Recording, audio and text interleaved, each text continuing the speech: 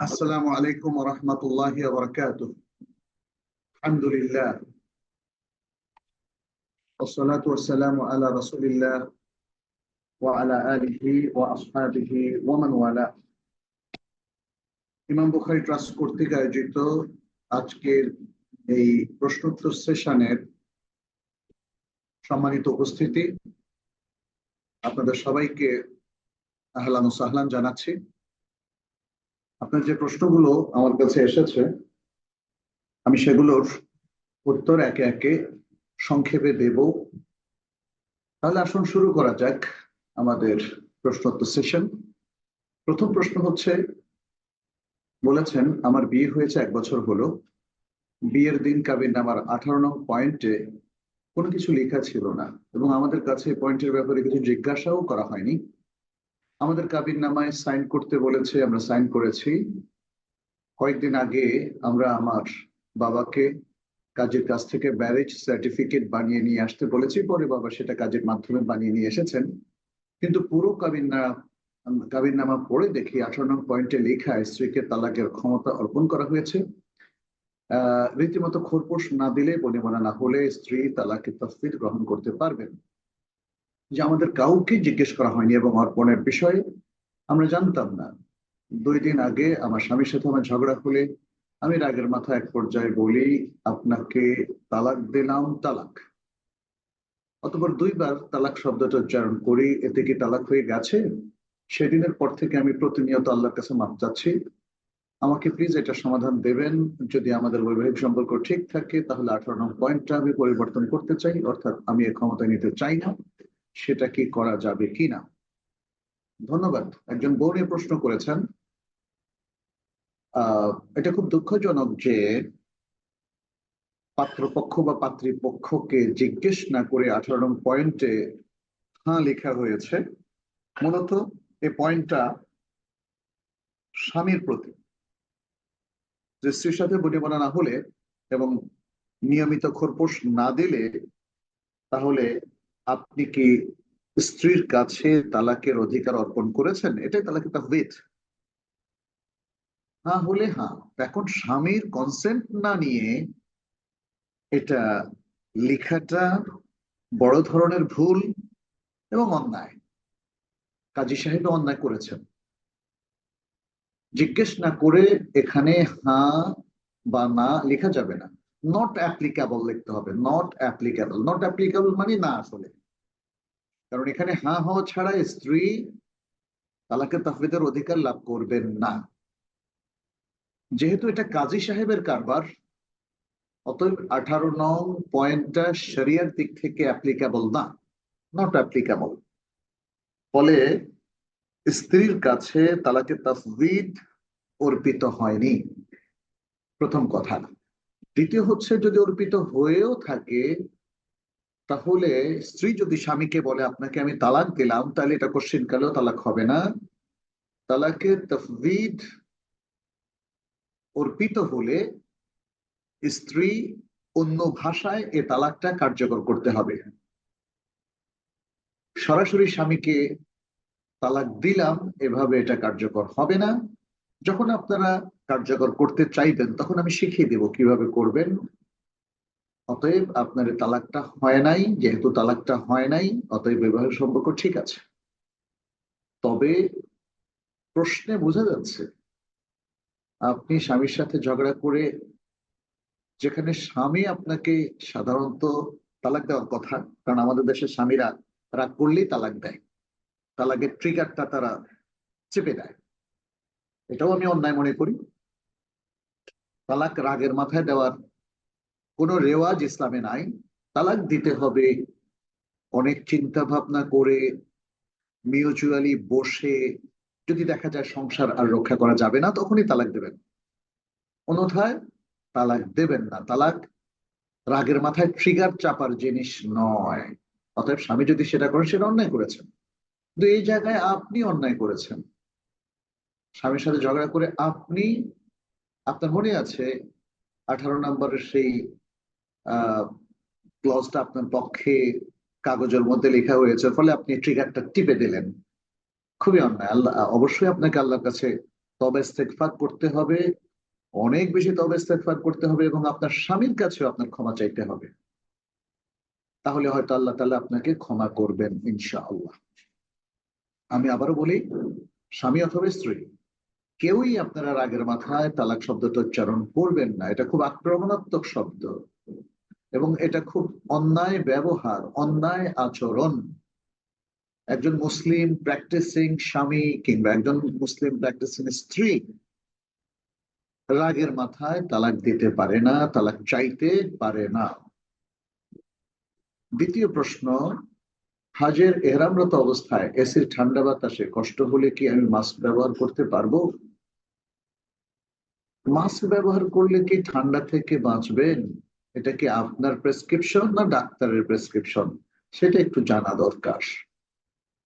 But আমরা বলবো যে এহরামরত অবস্থায় যদি মাস্ক ব্যবহার করা জরুরি হয়ে পড়ে, তাহলে ইসলাম সেটা অ্যালাউ করবে। ব্যাস, মূলনীতিটা বলে দিলাম, এরপর বাকিটা আপনি নিজের ব্যাপারে সিদ্ধান্ত নেবেন। তৃতীয় প্রশ্ন, জাকাত আদায়ের ক্ষেত্রে আমার দিক থেকে যতটুকু সম্ভব আমি সর্বোচ্চ খোঁজ খবর নিয়ে তারপর সেখানে দেওয়ার চেষ্টা করি। তারপরে যদি কেউ ভুল তথ্য প্রদান করে, ভুল কথা বলে জাকাত নেয়, সেক্ষেত্রে আমার জাকাতটা কি আদায় হবে? হ্যাঁ, হবে। কারণ ভেতরের যে মিথ্যা, সেটি তো আপনার পক্ষে জানা সম্ভব নয়। আপনি বাহ্যিক তথ্যের ভিত্তিতে যাকে জাকাত ডিজার্ভার মনে করেন, যে সে জাকাতের হকদার, তাকে জাকাত দিলে আপনার পক্ষ থেকে আদায় হবে। কিন্তু যিনি নিচ্ছেন তিনি যদি জানেন যে তিনি হকদার নন, তাহলে এটা তার জন্য কবিরা গুনাহ হবে। রাসূল সাল্লাল্লাহু আলাইহি সাল্লাম একবার দুজন সাহাবীর মধ্যে তাদের ঝগড়ার বিষয়ে সমাধান দিচ্ছিলেন, বিচার কার্য পরিচালনা করছিলেন। তিনি তখন বললেন, দেখো, আমি তোমাদের কাছ থেকে বাহ্যিকভাবে যা শুনি, এই শুনানির ভিত্তিতে আমি তোমাদের জন্য ফয়সালা দিচ্ছি। তোমাদের কেউ যেন অন্য ভাইকে ঠকানোর উদ্দেশ্যে মিথ্যা তথ্য প্রদান না করে। যদি সে সেটা করে এবং আমি সেটার ভিত্তিতে, সে মিথ্যা তথ্যের ভিত্তিতে তার পক্ষে ফয়সালা দান করি, তাহলে সে যেন এই ফয়সালার মাধ্যমে জাহান্নামের টুকরা সে কিনে নিল, সংগ্রহ করলো। তাহলে রাসূল সাল্লাল্লাহু আলাইহি ওয়াসাল্লামের উপর এখানে দায় দায়িত্ব থাকে না। তিনি কিন্তু বলেছেন যে এটা বিচারকেরও দায় দায়িত্ব মধ্যে পড়ে না। মানুষ ভুল মিথ্যা সাক্ষ্য, মিথ্যা তথ্য দিলে এটা সেই সাক্ষীদাতার উপর পড়বে, কারণ এর ভিত্তিতেই তো ইভেন বিচারকও বিচার করবেন। ফলে জাকাতের বিষয়টা আপনি যদি যিনি জাকাত নিচ্ছেন তার ভুল তথ্যের উপর ভিত্তি করে দিয়ে দেন, তাহলে এই পাপটা আপনার হবে না। তবে আরেকটা জিনিসও আমরা বলবো, লক্ষ্য রাখবেন, যেহেতু জাকাত ইসলামের অন্যতম একটি রকম, ফলে জাকাত যিনি ডিজার্ভ করছেন, আপনি শুধু তার তথ্যের উপরে ভিত্তি করবেন না, আপনার নিজস্ব একটা অবজারভেশন থাকবে এবং আপনি এটাকে একটু অ্যানালাইসিস করবেন। পুরো ইস্যুটা আপনি ভালো করে খতিয়ে দেখবেন। এত কিছুর পরে যদি আপনার মনে হয় যে ইয়েস, দে ডিজার্ভ, তাহলে আপনি তাদেরকে জাকাত দিবেন এবং এতে আপনার জাকাত আদায় করে যাবে ইনশাআল্লাহ।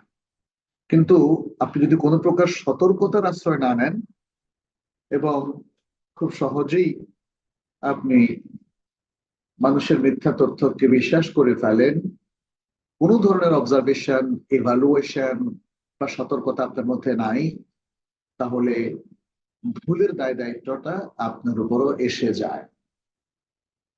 4 নম্বর প্রশ্ন, শয়তান কোনো বাড়ির দরজা বা জানালার জাল দিয়ে পালাতে বা প্রবেশ করতে পারে না, এটা কি সত্যি? না, এমন কোনো কথা কোরআনে বা হাদিসে আসে নাই। বরং শয়তানের সূক্ষ্ম মুভমেন্ট, এটা বোঝা যায় যে সে মানুষের দেহে প্রবেশ করতে পারে, কারণ শয়তানগুলো হচ্ছে জিন। জিনে ধরার যে বিষয়টা, এটা মিথ্যা নয়। অর্থাৎ শয়তান বা জিন মানুষের ভেতরে প্রবেশ করতে পারে। এবং রাসূল সাল্লাল্লাহু আলাইহি সাল্লামের সে বিখ্যাত হাদিস যেটি বুখারীতে এসেছে, তিনি বলেছিলেন যে শয়তান মানুষের শিরায় শিরায় চলাফেরা করে। তাই যদি হয় তাহলে তার সূক্ষ্ম মুভমেন্টটা এতে প্রমাণিত হয়। অতএব সে বাড়ির দরজা দিয়ে বা জানালার জাল দিয়ে পালাতে বা প্রবেশ করতে পারে না, এই তথ্যটা সঠিক নয় বলেই প্রতীয়মান হয়। 5 নম্বর প্রশ্ন, আমি একজন বেসরকারি চাকরিজীবী, মাসে 8-10 দিন আমাকে টানা 24 ঘন্টা অফিস করতে হয়। এই দীর্ঘ সময়ে ইচ্ছায় অনিচ্ছায় অফিসের অনেক হক নষ্ট হয়। অলসতা, গাফলতি, ঘুম, ছলচাতুরি ও নেট ব্রাউজিং এর মাধ্যমে, যা চেষ্টা করলেও শতভাগ রক্ষা করা প্রায় অসম্ভব। এমত অবস্থায় উপার্জনে হারামের সংশয় নিরসনে এই হক নষ্টের কোনো কাফারা আছে কি? আচ্ছা, আপনাকে টানা 24 ঘন্টা অফিস করতে হয়, যদি আপনার ইচ্ছার বিরুদ্ধে কোনো ঘুম চলে আসে, ইচ্ছা আর বিরুদ্ধে আপনার শরীর খারাপ করে, ফলে একটু অলসতা চলে আসে, তাহলে এটার জন্য আল্লাহ আপনাকে ক্ষমা করবেন। কিন্তু ছলছাতুরির জন্য আল্লাহ আপনাকে ক্ষমা করবেন না। আপনি যদি অন্যায়ভাবে আনঅথরাইজড কোনো কাজ করে বসেন, নেট ব্রাউজিং যদি আপনাকে অনুমোদন দেওয়া না হয়, কিংবা যে সমস্ত হকগুলো আপনি নষ্ট করছেন সে হকগুলো ব্যবহারের অনুমতি না থাকার কারণে, তাহলে এর জন্য আপনি দায়ী হবেন। এবং এই হকগুলো নষ্টের কাফারা হচ্ছে আপনার যিনি অথরিটি, তার কাছ থেকে ক্ষমা চেয়ে নেবেন, তাকে জানাবেন আপনি এই কাজগুলো করেছেন। অথবা তার যদি হক যেটা নষ্ট করেছেন সেটা ফেরতযোগ্য হয়, তাহলে সেটা ফেরত দেবেন। আপনি এই কাজগুলো করতে না পারলে আল্লাহর কাছে দায়ী থাকবেন। কেননা রাসূলুল্লাহ সাল্লাল্লাহু আলাইহি সাল্লাম বলেছেন, আলা কুল্লুকুম রাঈন ওয়া কুল্লুকুম মাসউলুন আন রাইয়াতিহি, জেনে রাখো তোমরা প্রত্যেকে দায়িত্বশীল, তোমাদের প্রত্যেককে যার যা দায়িত্ব সে সম্পর্কে জিজ্ঞাসাবাদ করা হবে। অতএব আপনি এই হক ফেরত না দিলে বা ক্ষমা চেয়ে না নিলে এর আর কোনো কাফারা নেই। 6 নম্বর প্রশ্ন, ইমাম বুখারী ট্রাস্ট কর্তৃক এমন কোন বই যদি প্রকাশ করতেন যে বইয়ে শুধুমাত্র থাকবে একজন মুসলিমকে কোন কোন বই পড়তে হবে, মূলত বইয়ের নামগুলো সরাসরি থাকবে, যেগুলো পড়ে আমরা বিস্তারিত জ্ঞান অর্জন করতে পারবো। এটা এই জন্য চাচ্ছি কারণ আমরা সিরিয়াসলি কোনো বই, কোন বই পড়তে হবে এবং কি বিষয়ে পড়তে হবে সেটা জানি না। আমরা যেন একটা সঠিক গাইডলাইন পেতে পারি, এরকমই একটা বই চাচ্ছি। দিলে অনেক উপকৃত হতাম। খুবই উত্তম প্রস্তাব। এই প্রস্তাবটা লিপিবদ্ধ করার জন্য আমি ইঞ্জিনিয়ার শেখ নাঈমকে অনুরোধ করছি। ভবিষ্যতে যে কাজটাকে আমরা বাস্তবায়ন করবো ইনশাআল্লাহ। আচ্ছা, এরপরে 7ম প্রশ্ন হলো, সালাত আদায়কারীর কতটুকু সামনে দিয়ে চলাচল করা যাবে? সালাত আদায়কারী যদি মুনফারিদ হন বা ইমাম হন, তাহলে তার সামনে সুতরা রাখাটা উচিত হবে। এই উচিতের অর্থটা কি? কারো কারো মতে সেটা ওয়াজিব, না রাখলে গুনাহগার হবে। আর কারো কারো মতে সেটা সুন্নাহ, এটাই আমাদের কাছে অধিক সঠিক বলে প্রতীয়মান হয়। যেহেতু আমরা এটাকে অধিক সঠিক মনে করি, দলিলের ভিত্তিতে শেখ সালেহ বিন উসাইমিন সহ অনেকেই সেটা বলেছেন, ফলে আমরা বলবো কতটুকু বাইরে দিয়ে তিনি চলাচল করবেন সেটা হচ্ছে সেজদার জায়গার বাইরে দিয়ে, অর্থাৎ সালাতের মধ্যে তার যতটুকু জায়গার প্রয়োজন তার বাইরে দিয়ে চলাচল করা যাবে। এখানেও আমরা একটু কথা বলবো যে ফ্রিকোয়েন্টলি এটা করলে সালাত আদায়কারীর আসলে ঝামেলা হয়, কষ্ট হয়। এই জন্যই শরিয়া তাকে সূত্র ব্যবহার করতে বলছে। সূত্রের বাইরে দিয়ে গেলে আমাদের কোনো আর মানে বিরক্তি বোধ হয় না, বা সালাতের কনসেন্ট্রেশন খুশু খুদু নষ্ট হয় না। কিন্তু সূত্র ব্যবহার না করলে সামনে দিয়ে গেলে কেমন যেন একটা বাধো বাধো থাকে, তাই না? এই জন্য আমরা বলবো সূত্র ব্যবহার করবেন, না করলে জরুরত হলেই আপনি ওই সামনে দিয়ে যাবেন, অন্যথায় মুসল্লির সামনে দিয়ে আনাগোনা করে তাকে ডিস্টার্ব করবেন না। আর যিনি সামনে দিয়ে যেতে চান তিনি যদি সেজদার জায়গা বানিয়ে যান, তাহলে মুসল্লির উপর ওয়াজিব হচ্ছে তাকে প্রতিহত করা, তাকে হাত দিয়ে বাধা দেওয়া, যাতে তিনি সেজদার স্থান না বাড়িয়ে এর বাইরে দিয়ে তিনি যান। হারামে কিংবা হারাম ছাড়া সর্বত্রই এই হুকুম প্রযোজ্য। অনেক উলামায়ে কেরামের মতে সামনে দিয়ে তিনি যেতেই পারবেন না সুতরা ছাড়া, তাকে দাঁড়িয়ে থাকতে হবে। এটা তারা আরেকটা হাদিসের ব্যাখ্যা হিসাবে বলেছেন। কিন্তু সার্বিক পর্যালোচনা শেষে আমরা বলবো যে না, সিজদার বাইরে দিয়ে যাওয়া যাবে, এটাই সঠিক মত। আমাদের ওস্তাদ মোহাম্মদ বিন মোহাম্মদ আল মুখতার, আমি তার দার্সে এমনটি শুনেছি এবং আরো অনেকের কাছে এই মতামতগুলো আমরা পেয়েছি পড়ার মাধ্যমে। অতএব আপনাদের জন্য আমাদের এই রেকমেন্ডেশনটাই থাকবে। 8 নম্বর প্রশ্ন বলেছেন, আমার বাড়িতে ছোট মেয়ে আছে, সবসময় প্রস্রাব করে কাপড়ে। শাইখদের কাছে প্রশ্ন করলে বলে যে যতটুকু কাপড়ে প্রস্রাব লেগেছে ততটুকু ধুলেই হবে। কিন্তু আমার প্রশ্ন হলো, একটা অংশ তো লাগে না, প্রস্রাব কাপড়ের বেশিরভাগ জায়গায় লেগে যায়, কাপড়টা পুরোটা না ধুইলে হয় না। এক্ষেত্রে পুরোটা কিভাবে পাক করব, বিস্তারিত জানাবেন। আচ্ছা, তাহলে এতটুকুর উত্তর দেই। এটা খুব সহজ। আপনি যদি মনে করেন যে এমন ছড়িয়ে ছিটিয়ে প্রস্রাব লেগেছে যেটা আপনি এক জায়গা দুই জায়গা ধুলে হবে না, পুরোটাই ধুতে হবে, তাহলে আপনি কাপড় পাল্টাবেন এবং শরীরে যেখানে প্রস্রাব লেগেছে ওটাও ধুয়ে ফেলবেন। এমনকি সেটা যদি অজুর জায়গা নাও হয়, কারণ আপনার শরীরে তো নাপাকি লেগে আছে, আপনি শরীর থেকেও নাপাকি দূর করবেন, কাপড় থেকেও নাপাকি দূর করবেন। শরীরে তো কোথায় লেগেছে আপনি জানেন, সেই জায়গাটা ধুয়ে ফেলবেন। আর কাপড়ে অনেক জায়গা লেগেছে যেখানে সুনির্দিষ্ট করাটা আপনার জন্য কঠিন, ফলে আপনি পুরো কাপড়টা খুলে এটা ধুয়ে ফেলবেন, নতুন আরেকটা কাপড় পরবেন। এটাই হলো পাক করার শারঈ পদ্ধতি। আপনি দ্বিতীয় আরেকটা প্রশ্ন করেছেন, বলেছেন দ্বিতীয় প্রশ্ন হলো, সেই কাপড় ধোয়ার পর বাড়িতে সবসময় পরে থাকলে কাজ করার সময় ভিজে যায়, বা আমরা প্রস্রাব পায়খানা করার পর পানি ব্যবহারের পরে যে পানিটা লেগে যায় কাপড়ে, সে ভেজা কাপড়ের স্পর্শ লেগে কি শরীর নাপাক হবে না? হবে না। আপনার শরীরটা যদি পাক থাকে, প্রস্রাব পায়খানা করে যদি আপনি পরিষ্কার করেন, পরিষ্কার করার পর যে অংশটা ভিজা থাকে সেটা লাগলে শরীরও নাপাক হবে না, কাপড়ও নাপাক হবে না। আপনি বলেছেন আরো যে, কারণ আমি প্রত্যেকবার সালাতের আগে পবিত্র একটা পোশাক পরে সালাত আদায় করি, তখন কি আমার শরীর বারবার ধুয়ে সালাত আদায় করতে হবে? আপনি পবিত্র একটা কাপড় যখন পরছেন, ওকে, এটা নাইস, আর শরীর বারবার ধোয়ার কোনো প্রয়োজন নাই। আমার মনে হয় আমি উত্তর দিয়েছি, অতএব আপনার পেরেশানি চলে যাওয়ার কথা। আপনি বলেছিলেন যে বিস্তারিত জানাবেন, এটা নিয়ে আপনি অনেক পেরেশানিতে আছেন। আমরা নবম প্রশ্নে যাচ্ছি।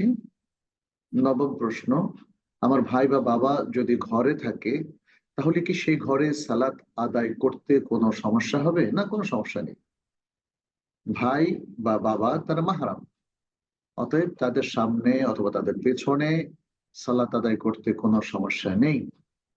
10, কেউ ছবিযুক্ত পোশাক পরে ঘরে থাকলে তাহলে কি সেই ঘরে সালাত পড়া যাবে? কারণ বাচ্চাদের কাপড়ে ছবি থাকে, সেক্ষেত্রে আমরা কিভাবে সালাত আদায় করবো? বাচ্চাদেরকে ছোট সময় থেকে আপনি ছবিযুক্ত কেন কাপড় পরাবেন? হয়তো কোনো নায়ক নায়িকার ছবি অথবা কোনো পশুর ছবি, এটা জায়েজ হবে না।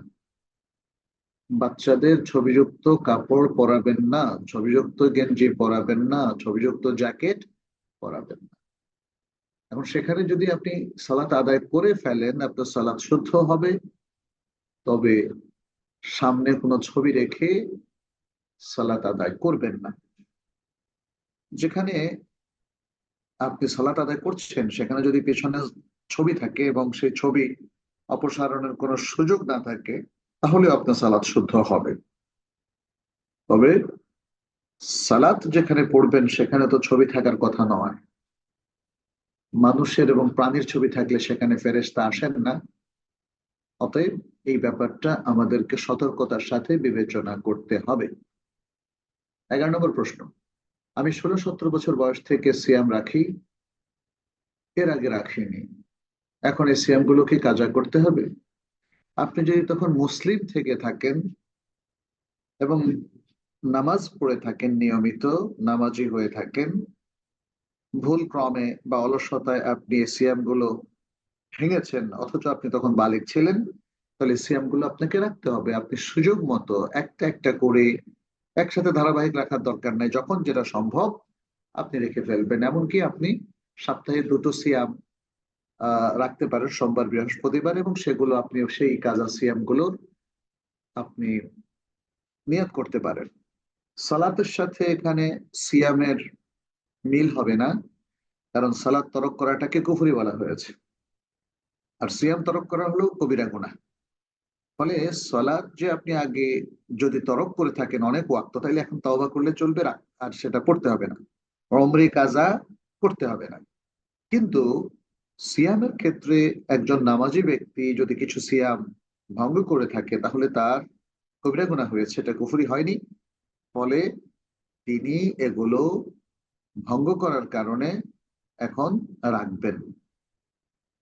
তিনি যদি কোনো সিয়াম ইচ্ছা করেও ভঙ্গ করেন, তার বদলে একটা সিয়াম রাখতে হবে, এই মতটাই শুদ্ধ আমাদের কাছে। যদিও ওলামায়ে কেরামের কেউ কেউ বলেছেন কোন মুসলিম ইচ্ছাকৃত সিয়াম ভঙ্গ করলে তাহলে তার হরমত সে নষ্ট করে। ফলে সিয়ামের দিনে স্বামী স্ত্রী মেলামেশার মতো এখানেও একই হুকুম প্রযোজ্য হবে যে একাধারে 60টা রাখতে হবে প্রতিটা সিয়ামের পরিবর্তে। এটা ইমাম আবু হানিফা রাহিমাহুল্লাহ, মালিক মাযহাবের অনেক ওলামায়ে কেরামের মত। কিন্তু এখানে জমহুর ওলামায়ে কেরাম বলেন, যেখানে হাদিস যেহেতু সুনির্দিষ্ট যে এই যে কাদা এবং কাফফারা, সিয়াম ভঙ্গ করার কারণে সেটা দাম্পত্য সম্পর্ক স্থাপনের কারণে প্রযোজ্য, যেটা সহিহ মুসলিমের হাদিস দ্বারা প্রমাণিত। ফলে এর বাইরে কেউ যদি ইচ্ছাকৃত ভাবে পান করে বা খায়, তাহলে সে অনেক কবিরা গুনাহগার হবে। তবে তাকে কাদা করলে চলবে, কাফফারা দিতে হবে না। আহ সার্বিক বিশ্লেষণ শেষে এটাই আমাদের কাছে অধিক শক্তিশালী মত বলে প্রতীয়মান হয়। 12 নম্বর প্রশ্ন, ছোট বাচ্চা প্রথম যখন কথা বলে শুরুর দিকে দাদা বা বুবু ডাকে, এটা শুনে অনেকে বলে যে দাদা ডাকলে পরবর্তী সন্তান ছেলে হবে, বউ ডাকলে পরবর্তী সন্তান মেয়ে হবে। এটা কতটুকু কোরআন সুন্নাহ সম্মত? এটা 100% কোরআন এবং সুন্নাহ সম্মত নয়।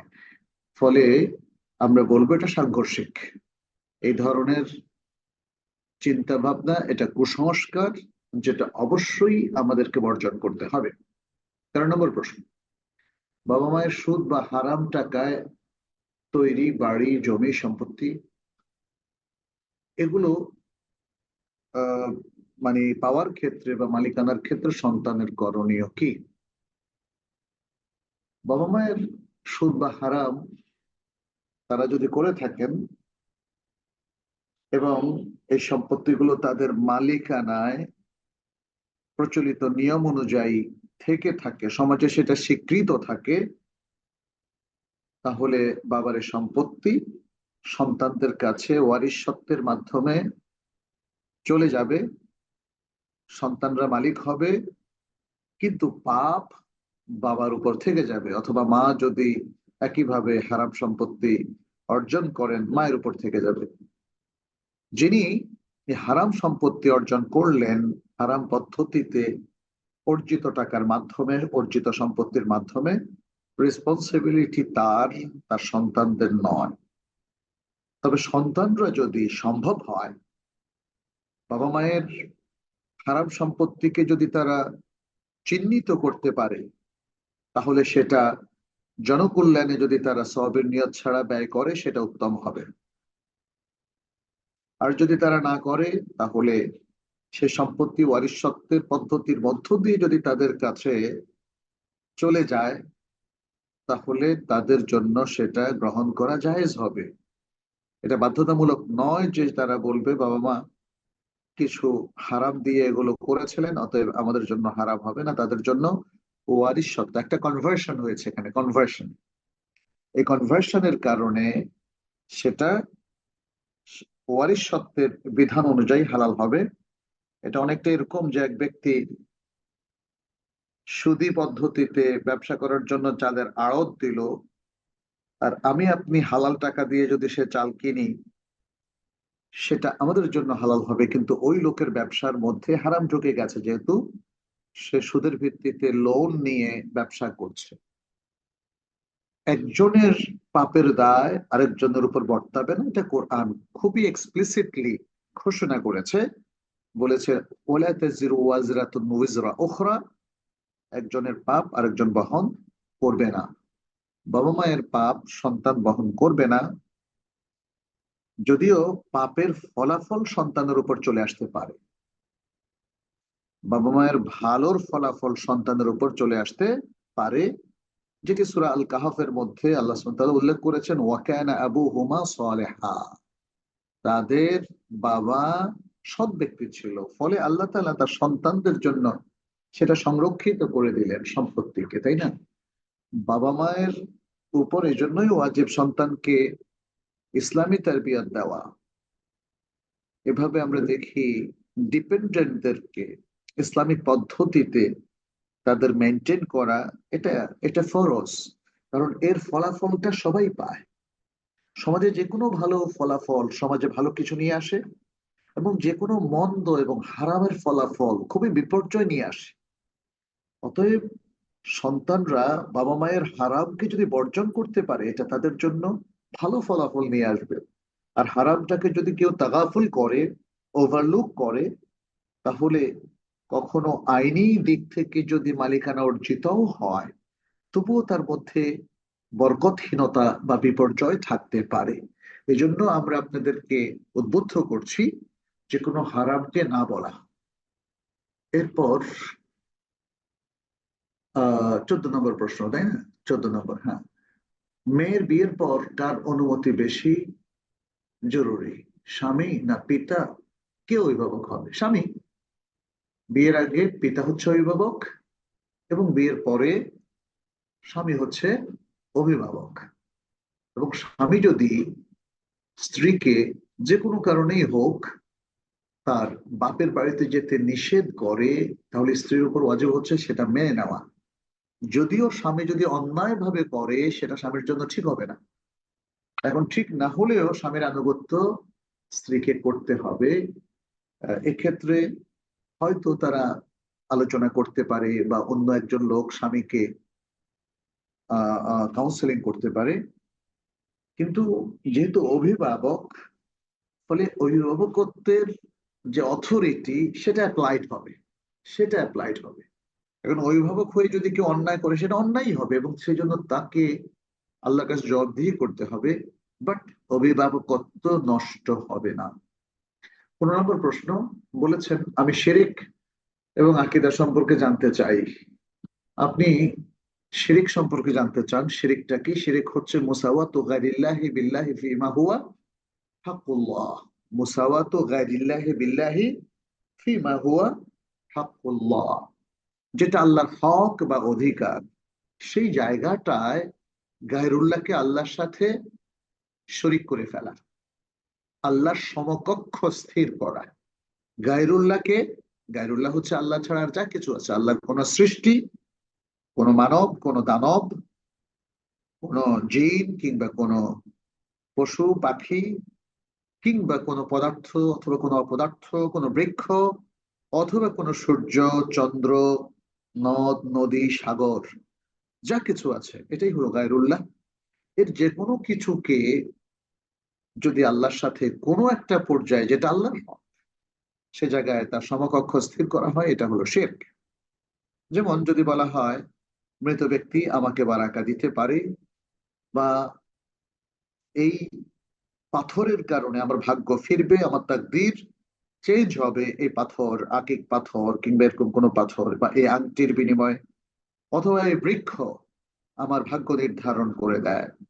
এভাবে যে কোনো কিছু, অথবা দেব দেবীর প্রভাবে আপনাদের জীবনে ভালো ফসল হয়, এরকম যদি কেউ চিন্তা ভাবনা করে, এটা হলো শিরক। এটা রুবুবিয়তের ক্ষেত্রে শিরক। আর কেউ যদি মনে করে যে আমাদের আহ ইবাদতের ক্ষেত্রে আমরা আল্লাহর জন্য করতে পারি, বান্দার জন্য করতে পারি। যদি কেউ মনে করে আমি ফরজটা করি আল্লাহর জন্য, সুন্নতটা নফল করি নবী সাল্লাল্লাহু আলাইহি ওয়াসাল্লামের জন্য, তাহলে এগুলো শিরক। সকল ইবাদত শুধু আল্লাহর জন্য করতে হবে, কোনো ইবাদত আল্লাহ ছাড়া গায়রুল্লাহর জন্য করা যাবে না। যদি কেউ করে থাকে সেটা হলো শিরক ফিল ইবাদা, শিরক ফিল উলুহিয়্যাহ। আচ্ছা, আর এই যে ইস্যুগুলো, শিরকের ইস্যু নিয়ে কথা বলা, তারপরে উলুহিয়াত, রুবুবিয়াত, তাওহীদ, আল্লাহর প্রতি ঈমান, ফেরেশতাদের প্রতি ঈমান, আল্লাহর গ্রন্থগুলোর প্রতি ঈমান, নবী রাসূলদের প্রতি ঈমান, তাকদীরের প্রতি ঈমান এবং আখিরাতের প্রতি ঈমান। ঈমানের এই যে বিভিন্ন বিষয়গুলো আছে, এই বিষয়গুলোতে আল্লাহ এবং তার রাসূল সাল্লাল্লাহু আলাইহি সাল্লাম যতগুলো তথ্য উপস্থাপন করেছেন, সেগুলো হচ্ছে আমাদের আকীদার ইস্যু, গায়বী বিষয়। এগুলোর প্রতি ঈমান রাখা আমাদের উপর ফরজ। এটা হলো আকীদার চ্যাপ্টার। ঈমানের যে চ্যাপ্টার গুলো আছে, সে সবগুলোই আকীদার চ্যাপ্টার। আকীদা মানে বিশ্বাস, আকীদা মানে বেঁধে ফেলা মনের মধ্যে কোনো একটা দৃঢ় বন্ধন, কোনো বিশ্বাসকে লালন করা, এটা হলো আকীদা। আকীদা হলো মনোজগতের ব্যাপার। শিরিক, তাওহীদ, কুফরি এগুলো মনোজগতের ব্যাপার। এবং এই জায়গাটা সবকিছু তাওহীদ দ্বারা ধুয়ে মুছে সাফ করতে হবে, এবং এই জায়গাটা শিরিক, কুফরি, নাস্তিকতা মুক্ত রাখতে হবে। তাহলেই সেটাকে আমরা বিশুদ্ধ আকীদা বলবো। তা না হলে তৌহিদকে যেখানে বিপন্ন করা হয়, বিচ্যুত করা হয়, তৌহিদকে যেখানে ধ্বংস করে ফেলা হয়, সেটা ভুল আকীদা, বাতিল আকীদা। এভাবে আমাদেরকে আকীদা সম্পর্কে আরো জানতে হবে। আহলুস সুন্নাহ ওয়াল জামাতের আকীদা, এর উপর আমাদের ছোট্ট একটা বই আছে তাইব একাডেমি থেকে প্রকাশিত। সেটা হলো আকীদার অনেকটা মতুনের মতো। আমরা এটা নিয়ে আরো সুবিস্তৃত একটা বই আমরা রচনা করছি। তবে আরো কিছু বইয়ের প্রসঙ্গে আছে আকিদাতুত তাওহীদ, ডক্টর সালেহ ফাউজানের লেখা, এবং উসুলুল ঈমান, এটা সৌদি আরবের মদিনা বিশ্ববিদ্যালয়ের অনেক কয়েকজন বিখ্যাত প্রফেসরের লেখা। তো এই বই দুটো বাংলা অনুবাদ হয়েছে, আপনারা এগুলো সংগ্রহ করে পড়তে পারেন। তো আমি মনে হয় এখন আর চালিয়ে নিতে পারছি না, আজকে এখানেই সংক্ষেপ করতে হচ্ছে। আপনাদের আলহামদুলিল্লাহ বেশ 15টা প্রশ্ন নিলাম। আমি নেক্সট ক্লাসে চেষ্টা করব আরো অধিক প্রশ্ন নিতে ইনশাল্লাহ। আজকে এখানেই শেষ করতে হচ্ছে, এবং আমাকে একটু ডাক্তারখানায় যেতে হবে। আপনারা দোয়া করবেন আল্লাহ যেন আমাদের সবাইকে হেফাজত করেন। আমিও দোয়া করছি আল্লাহ যেন আপনাদের সবাইকে হেফাজত করেন, সবাইকে সুস্বাস্থ্যের অধিকারী করে দেন, এবং শারীরিক মানসিক ভাবে আমাদের সবাইকে সবল রাখেন। ওসল্লাল্লাহু ওয়াসাল্লামা আলা নবিয়িনা মুহাম্মদ ওয়া আলা আলিহি ওয়া আসহাবিহি আজমাইন। সুবহানাকাল্লাহুম্মা ওয়া বিহামদিক আশহাদু আল্লা ইলাহা ইল্লা আনতা আস্তাগফিরুকা ওয়া আতুবু ইলাইক। আসসালামু আলাইকুম।